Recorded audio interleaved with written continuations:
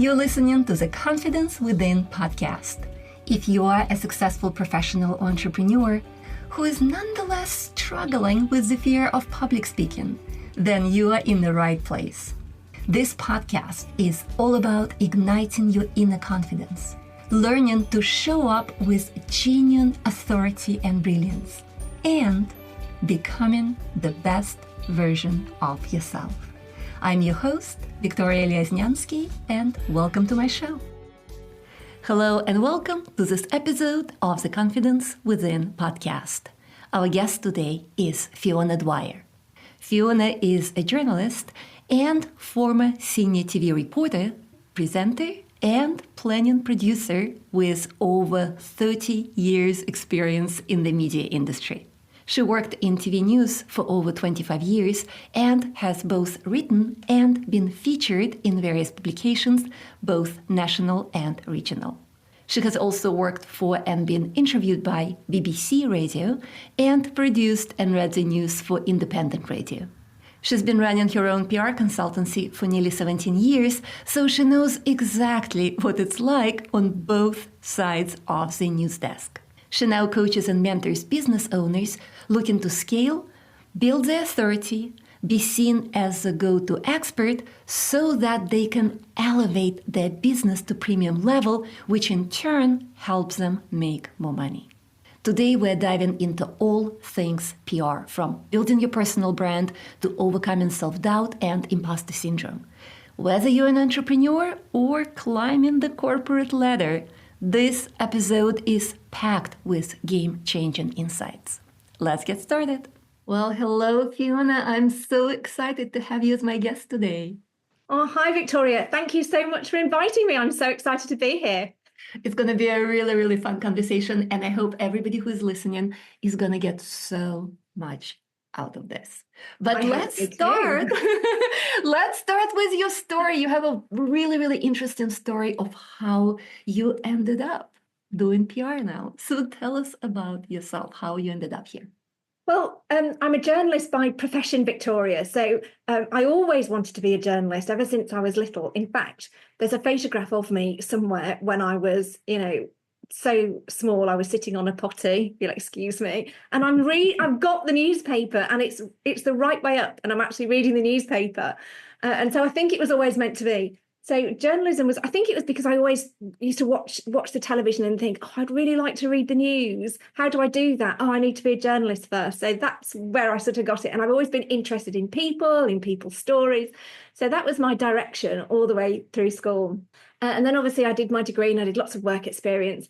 And I just sort of fell into it. So I worked in newspaper right at the very beginning, in newspapers, in radio. But the majority of my career has been reporting, as you said in the introduction, reporting on television, news, and presenting, and then producing as well. So it's something that's been part of my life now, for I don't know, about 4 decades. Think about it properly, but I would say for over 30 years I've sort of been a journalist. So that's sort of like the way that I entered journalism, and I've just absolutely loved it. And then after I had my children, I left my reporting job on TV, and I set up my own PR consultancy because I thought that made sense, just to be on the other side of the news desk. And but then they asked me back, say a few years later. So I was doing part-time on television, part-time in my PR consultancy. Because I still wanted to tell people stories, and I moved into the business community, and I was telling business stories about businesses, about charities, and still getting right into the in-depth of what was making them work. And because I knew what would make a good story, I knew what journalists wanted, so I could help my clients that way because I had first-hand knowledge of what people were looking for. I've fully gone into now being as a PR coach and mentor. So I'm teaching business owners and entrepreneurs, how to do this for themselves, how to become the go-to expert. And that's just amazing. And I absolutely adore it. And people get so much out of realizing that they can do this themselves. And it gives them so much confidence that they perhaps lacked before because they didn't really know how to go about it. Right. And I just want to mention something else that you do. And for those of you who are thinking, wait, is PR only for those who own their own business? No. So do you want to talk a little bit about it? How do you apply PR if you are working for somebody, but you're an expert? Okay, that's such a good question. So if you are working in a corporation or in a bigger firm, and you want to raise your own profile, so you have the sort of like firm behind you, this corporation behind you, and so you will probably have a PR marketing department that does various things with you, but you have an expertise, depending on what your role is, you will have an expertise in a particular field. So what I teach people is how they can raise their individual profiles so that they can then be asked to appear to guest on podcasts or within other people's communities or get speaking engagements on stages, and that sort of thing, as well as just get their own. They could sort of suggest to their marketing PR department, this is something that I can talk about, or I'd like to comment on a particular story that's happening in the news at the moment. And that's how they can raise their own profile. And then people start recognizing that they are the go-to person. Their name is the authority in that particular area. And so as a nice byproduct, your business won't mind, your corporation firm won't mind, because you will also have them mentioned every time your name is mentioned. But you will be in your sector, you will become seen as that go-to expert. Does that make sense? Yes, thank you so much for clarifying it, because I think it's important to mention this. Your personal brand, at least that's how I understand it, your personal brand is not just if you work for yourself and you're trying to create this personal brand out of your name. Your personal brand is applicable no matter who you work for. You as an individual have your personal brand, and you always want to make your personal brand stronger. And I think this is a good time to actually talk about what is PR for those of us who are not dealing with PR every single day. What is PR and why is it even important? Okay, so PR is basically stands for public relations. That's what the PR stands for. And it's all about raising your profile, and it's about how you want to be seen by other people, by your audience, by your target markets. So it's how you want to be perceived by other people. And when you talk about publics, it's just you really need to nail down who your target audience, is. So it depends on how you're communicating your message to whether it's people that you work with, so internal communications, whether it's external communications in the terms of media and social media, whether it's to your suppliers, whether it's, all of these different sorts of publics that you would call them. So that's what PR is all about. But what's so important about it is that if you don't do PR and you don't raise your profile, no one's going to know what you do, how you can help them, and you're doing yourself and them a disservice, and the people that you can help a disservice by not telling them about it, and so not shouting out about what you do. I've got a couple of statistics that I often share with people, and I find them really, really interesting, Victoria. Did you know, for instance, that PR is almost 90% more effective than advertising? So a lot of people spend a lot of money on advertising, but if they do PR, then they don't need to spend all of that money. Not a big fan of advertising always. And 70% of consumers prefer getting to know a company or an individual when they have read articles about them rather than seeing ads about them. So true. Yeah, I think they're great statistics. Yes, and it makes perfect sense to me, to be honest, because when I think about PR, I always think visibility and credibility. Like those are the two words that come to mind. And it's interesting because I started doing PR for my own company a very long time ago. I'm very old. 25 years ago, maybe 27 years ago, when I started my first side business, a web development company. And by the way, that was before social media, before Facebook and Instagram, right? Before YouTube. This was really during the times when people wouldn't know about you unless they see you in some way. And so I did a lot of PR. I worked with a PR professional. I didn't know anything about it. And I worked with a PR professional who helped me submit press releases, and she helped me get into newspapers. I had a lot of coverage, a lot of interviews. I was quoted as a credible expert in different magazines when I lived in Colorado. And what was interesting, there were so many clients who would find out about me because they read something, or they would just run into me through different avenues. But every time I would I had like a little packet made that my PR consultant helped me with. And that packet would include all my articles. And every time they would go through that packet, they're like, oh no, she's a real deal. Her company is a real thing because exactly that. Exactly yes. that. Because when people see you in the newspaper or they hear you being interviewed on the radio or television or on a podcast, it's that visibility, but it's that credibility. Because somebody has taken the time and the opportunity to talk to you, or write about you, rather than you saying whatever you like in an advert. Someone who's a journalist is actually taking the time and sort of seeing what you're saying as valuable, and they are writing about you and what you are doing at the moment, and how that's going to be of interest, and how that's going to help their readers and listeners and viewers. So that's the difference. That's the credibility. It's that third party credibility that PR really, really gives you. And it gives you that edge because people already feel like they know you before they've even met you. They feel like they like you already, and they trust you, and they trust your ability in what you're doing and how you can help them. And that is so powerful. Right. But let me ask you another question. For a lot of people, and again, it doesn't matter if you're building your own brand as an entrepreneur or if you're building your own brand as an expert, how do you get the confidence to go out there into the spotlight and put yourself out there? Because for most people, and I can absolutely relate to that from my own experiences back in the days, I remember feeling, but I'm not interesting enough. I am not unique enough. I am not important enough. Who would want to know about me? I think most people struggle with imposter syndrome, which makes it so hard to think about being out there. Can you talk a little bit about that? How do you find the confidence to put yourself into the spotlight? No, that's actually a very good point, because there are various reasons why people lack confidence when it comes to PR. And one of them is, of course, imposter syndrome. So you don't think you're good enough, despite the fact that you've got all this experience, you've got all of this knowledge, and that you see other people who are appearing in the media. This is one of the things I always say. You see all of your competitors and what have you in the media, and you're thinking, "Why? I know more than that, or I could say it better than that." And I've got loads more experience than they have. And actually, I don't agree with what they're saying anyway. So why does the journalist always talk to them? Why are they always asking them for an interview? Because you're always seeing them quoted in the newspaper.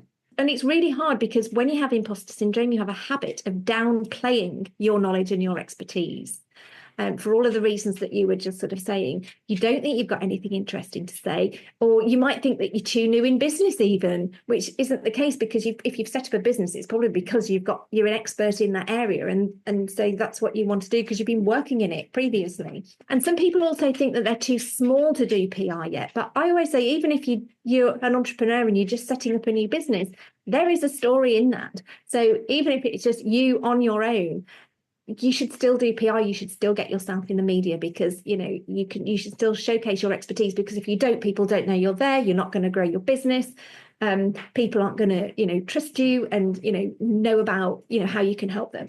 And I think if it's that know, like, trust factor that I was talking about before, and that's what you sort of need to say, get over. I don't mean that in a just, get over it. I don't mean it like that. But there's sort of little techniques. I'll tell you a little story about what I did in a moment. I hope you are enjoying my conversation with Fiona. I want to take just a quick moment to share something special with you that I know will resonate. If your struggle with public speaking anxiety prevents you from stepping into the spotlight, I totally get it. I've been there. That's why I created a free guide for you. 5 proven steps to boost your public speaking confidence right now. This guide is packed with practical tips you can implement immediately to help you calm your nerves, command the room, and speak with genuine confidence. You can grab it right now at guide.confidencewithinpodcast.com. Again, it's guide.confidencewithinpodcast.com. All right, let's dive back into the conversation. But I always think if you're passionate about what your business and you're passionate about how you can help people and you can show people why you love what you do, then those people will want to engage with you. They'll want to become your clients. They'll want to buy your products. And because they will be able to trust, and they will have that trust in you that you can really help them. You can help them change their lives. You can help them save time. You can help them whatever it is. You can help them, speak confidently on stage. But, all of these different things. I'm naturally a very shy person. And people often don't believe me when I say that because I've spent my career in front of a television camera. But the way I got over that, I don't think you ever get over it. And I don't think you should. I'm always a little bit nervous before I do anything, even, speaking. I host award ceremonies, with hundreds of people in the room, all of those. And there's always those butterflies beforehand. And I always think, hope. But I think it's because I always want to make sure that I do a really good job for the people who have asked me to do that. And so I don't think that's a bad thing because I'm not complacent about what I do. And I think that's something that people should also acknowledge when they're thinking, oh, no, I don't do that. It's even when they're, sick with worry that, that they've got to stand on a stage in front of people. That just means that they care about what they're doing and that they want to make sure that they deliver, that they deliver the information that people want them to. I much prefer telling other people's stories than talking about myself. I absolutely hate talking about myself. But I love talking about other people and telling their stories. And a few years ago, I thought I should practice what I preach, really. So I actually wrote a press release about myself I became an ambassador for the Female Entrepreneur Association.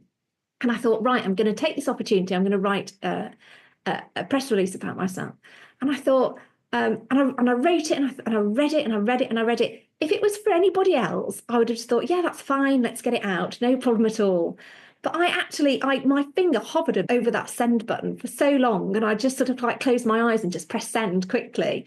And, the world didn't end. In the next day or in the next couple of days, I chose 5 different publications to send it to, and all 5 of them published it.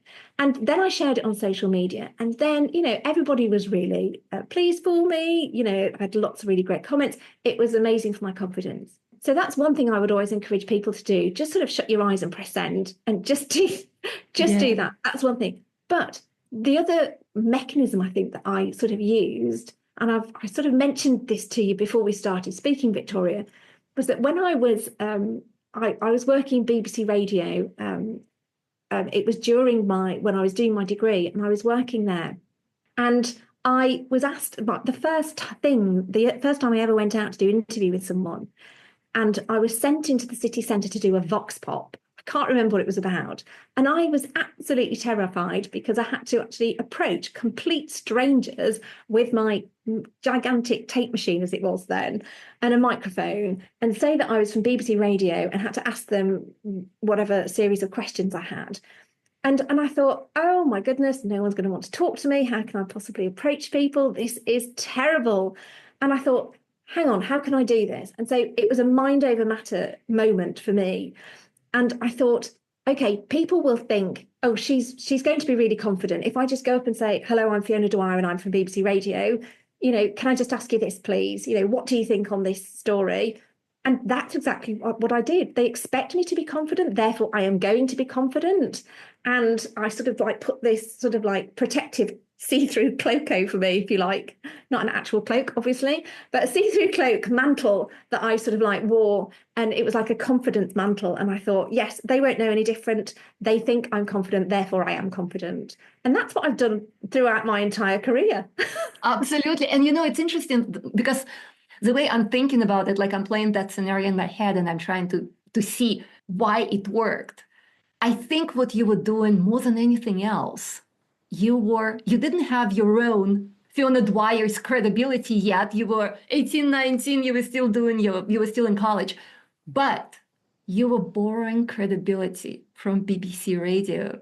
Because if you just came up and you said, hey, I'm Fiona, I have some questions, they'll be like, who are you? As soon as you say the magic words, BBC Radio, there are no more questions. everybody knows what this is, and everybody immediately sees you in a completely different light. They see you as a professional journalist working for the top radio station in Britain, and that gives you that extra boost, and you kind of borrow credibility from the name of your employer and use it to build your own confidence, which I think it's really, really great. I love this story. And I agree with everything that you said. And apart from imposter syndrome and, feeling lack of confidence because of imposter syndrome, I think a lot of us, and it's for almost everyone, but I think women are especially prone to this, we were told to be modest. We were told not to go and hit ourselves on the chest, go like, me, I am the best. I'm the best. We're always told that, let others see how great you are. But you have to remind yourself that if you don't show people how great you are, they will never know. And PR is a beautiful, beautiful way of doing it in a way that doesn't require you to scream, look at me. Would you agree with that? Absolutely. No, absolutely. And it's not, for me, PR is not about showing off. It's you showing people how you can help, or it's you presenting that expert overview of a situation so that people can trust what you're saying and they think, oh, right, okay, I understand that now, or simplifying a complicated, whatever's happening. It could be a complicated issue and you've been asked to, can you explain it because you're the expert, in simple terms so that everybody can understand it. So it's not about showing off. There are so many ways to tell your story and to be present in the media and to be featured without showing off, because nobody likes a show off. Right. And I love this. And I can see how much aligned we are in the way we teach completely different things. You teach PR, I teach public speaking confidence, but I can see how the same theme is very much aligned. We focus on our audience.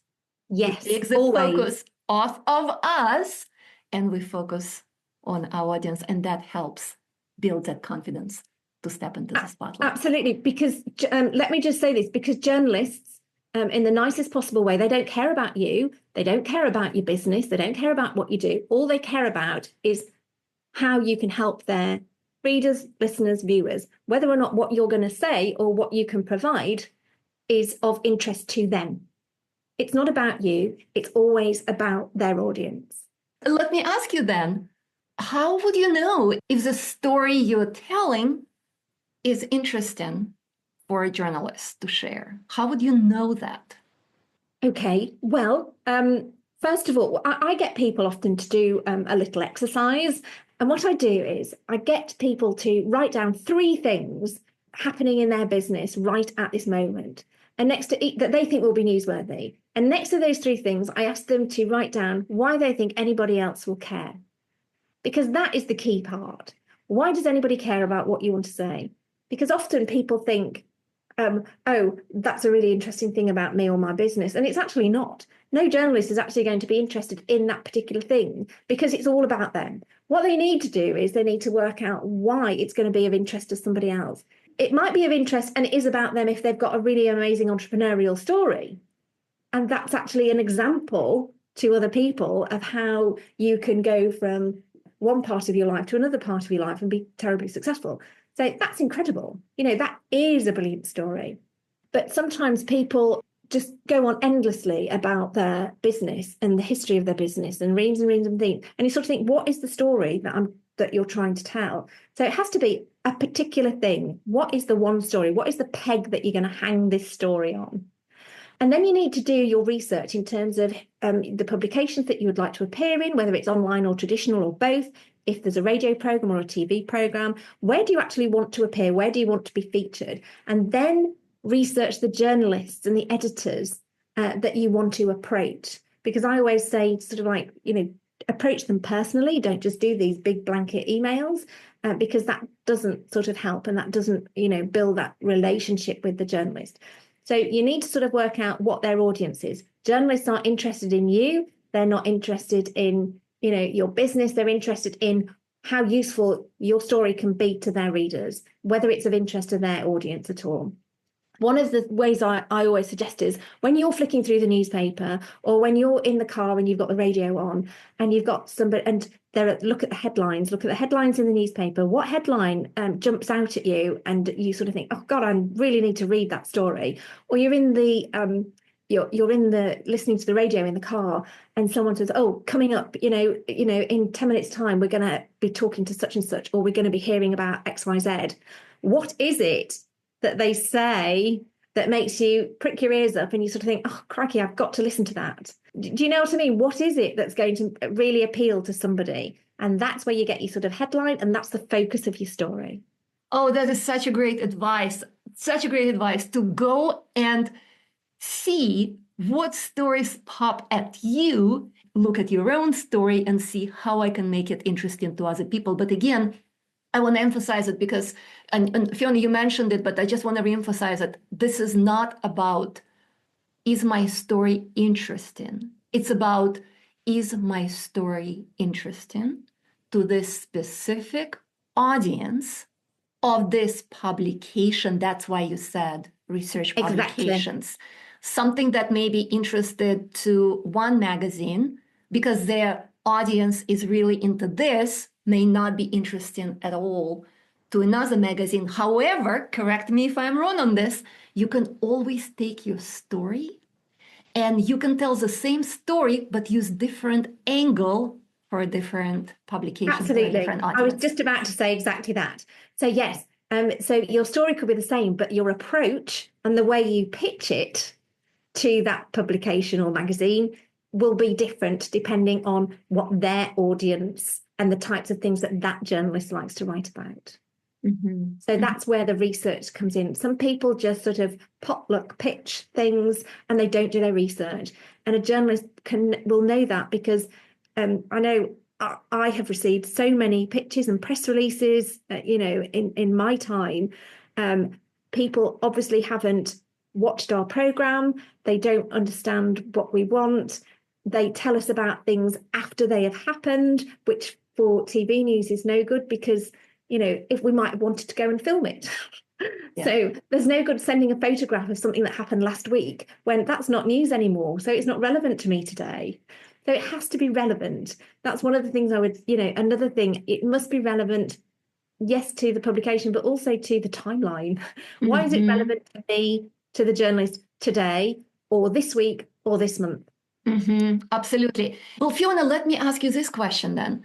How would people go about doing a PR campaign themselves when truthfully they probably don't know much? Even though we're giving them a lot of pointers right now in this interview, they still may not understand how the whole process works. What would you recommend?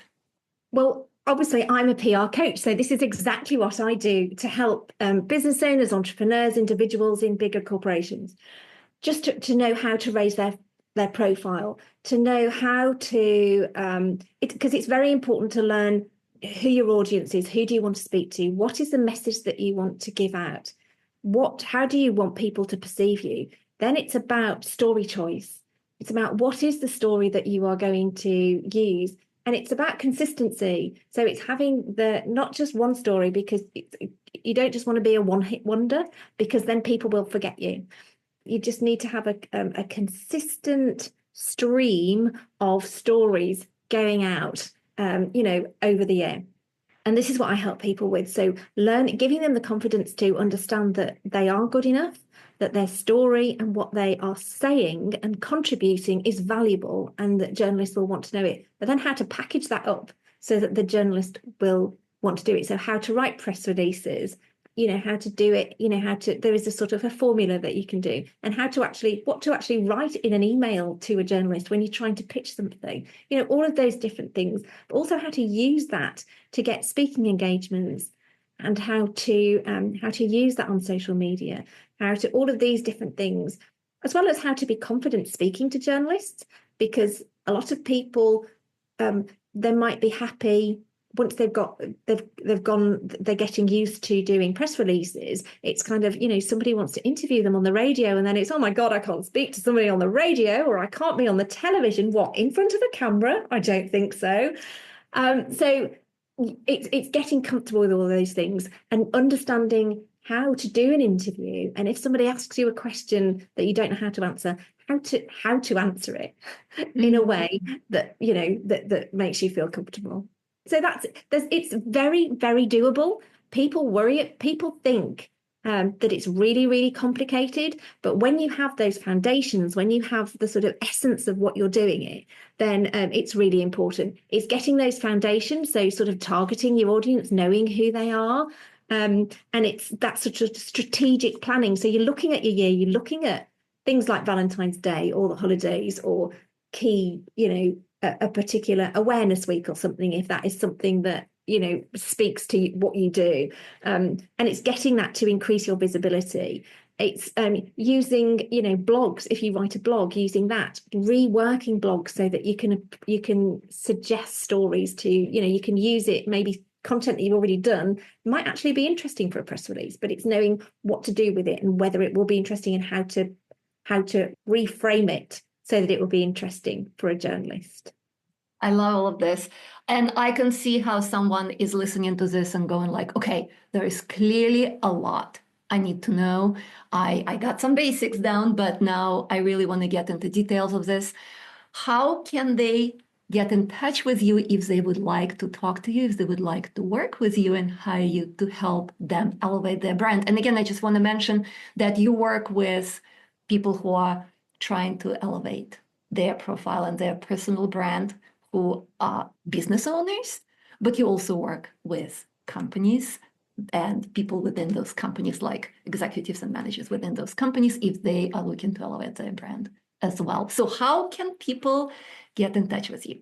Well, I would love them to get in touch with me. That would be amazing. They can go and visit my website, which is fionadwyer.com. It's as easy as that. Please connect with me on LinkedIn. Just search for Fiona Dwyer, you'll find me. I'm on Facebook and Instagram, all the usual places. That's Fiona Dwyer Media on Facebook and Instagram. And I'm on X. And not everybody is on X. Some people have left X, but it's actually a very good place for journalists. So on X, and I'm Fiona Dwyer PR. And I've got an amazing free resource. So if anybody would like to get hold of that, it's my 4-step authority blueprint. And that's a sort of step-by-step guide, you know, how they can become the go-to expert in their industry. And, you know, if anybody would like a strategy call with me, then please do get in touch and we'll sort that out. Excellent. Thank you so much. I'll make sure to download it myself, but I will post all the links in the show notes. So no worries for those of you who didn't catch the website and all the details. Everything will be in the show notes. Fiona, thank you so much for being my guest here today, for graciously sharing your expertise, your knowledge, your wisdom.